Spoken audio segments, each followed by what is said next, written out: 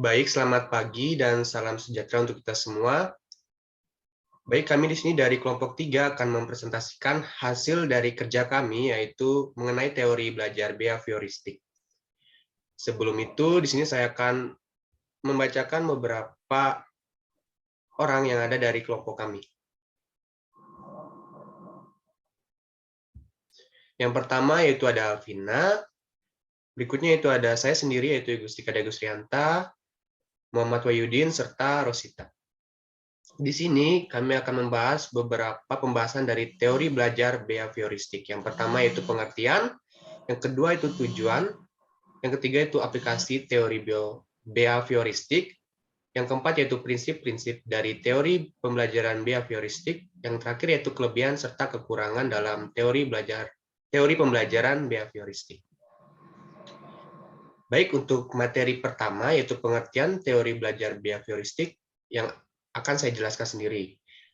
Teori belajar behavioristik yaitu merupakan teori dengan pandangan tentang belajar sebagai perubahan dalam tingkah laku sebagai akibat dari interaksi antara stimulus atau rangsangan dan respon atau perilaku reaktif. Untuk tujuan teori belajar behavioristik akan dijelaskan oleh Muhammad Wahyudin. Kepada Muhammad Wahyudin, waktu dan tempat dipersilakan. Terima kasih kepada moderator atas kesempatannya. Baiklah, saya akan membacakan materi tentang tujuan teori belajar behavioristik. Yaitu yang pertama ada berkomunikasi atau transfer perilaku adalah penggambaran, pengetahuan dan kecakapan peserta didik, tidak mempertimbangkan proses mental. Kemudian yang kedua ada pengajaran adalah untuk memperoleh keinginan respon dari peserta didik yang dimunculkan dari stimulus. Dan yang ketiga yaitu peserta didik harus mengenali bagaimana mendapatkan respon sebaik mungkin pada kondisi respon diciptakan. Nah, selanjutnya.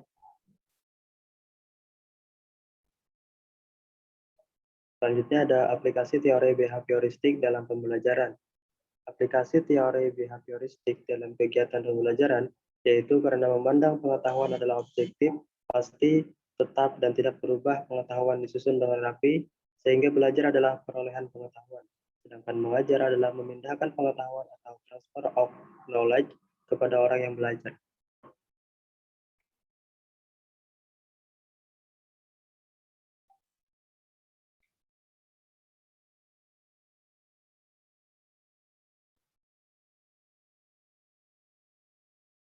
Baik, untuk prinsip-prinsip teori pembelajaran behavioristik akan dilanjutkan oleh Alvina. Kepada Alvina, dipersilakan. Baik, terima kasih kepada moderator karena telah memberikan saya kesempatan untuk menjelaskan prinsip-prinsip teori pembelajaran behavioristik. Berikut ini adalah prinsip-prinsip pembelajaran behavioristik menekankan pada pengaruh lingkungan terhadap perubahan perilaku. Yang pertama, apabila seseorang sudah mampu menunjukkan perubahan perilaku, maka dikatakan sudah belajar. Artinya, kegiatan belajar yang tidak membawa perubahan perilaku tidak dianggap belajar menurut teori ini. Yang kedua, hal yang paling penting pada teori ini adalah stimulus dan respon karena bisa diamati. Hal-hal selain stimulus dan respon tidak dianggap penting karena tidak bisa diamati. Dan yang terakhir, adanya pengetahuan atau reinforcement, yaitu hal-hal yang bisa memperkuat respon. Penguatan bisa berupa penguatan positif dan negatif. Baik, saya kembalikan kepada moderator. Baik, untuk kelebihan dalam teori pembelajaran behavioristik serta kekurangan itu akan dijelaskan oleh saudari Rosita. Kepada Rosita, dipersilakan. Terima kasih kepada moderator. Baik, saya akan menjelaskan materi selanjutnya, yaitu tentang kelebihan dan kekurangan dalam teori pembelajaran behavioristik. Dalam teknik pembelajaran yang menuju ke teori behavioristik, terdapat beberapa kelebihan. Di antaranya, Yang pertama yaitu membiasakan guru untuk bersikap jeli dan peka pada situasi dan kondisi belajar. Kedua, metode behavioristik ini sangat cocok untuk memperoleh kemampuan yang membutuhkan praktek dan pembiasaan yang mengandung unsur-unsur seperti kecepatan, spontanitas, kelenturan, refleksi, daya tahan, dan sebagainya.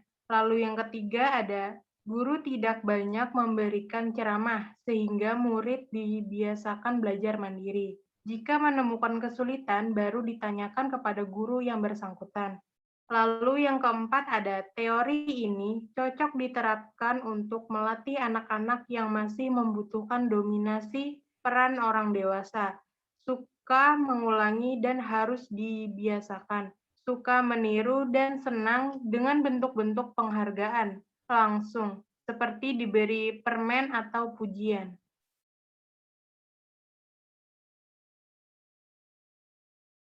Selanjutnya yaitu kekurangan dalam teori pembelajaran behavioristik. Yang pertama ada teori Thorndike, terlalu memandang manusia sebagai mekanisme dan otonisme disamakan hewan. Lalu yang kedua ada memandang belajar merupakan asosiasi belaka antara stimulus dan respon. Yang ketiga yaitu mengabaikan pengertian belajar sebagai unsur pokok. Lalu yang terakhir ada proses belajar berlangsung secara teoritis. Baik, saya kembalikan lagi kepada moderator. Baik, sekian presentasi dari kami. Saya selaku moderator mewakili kawan-kawan.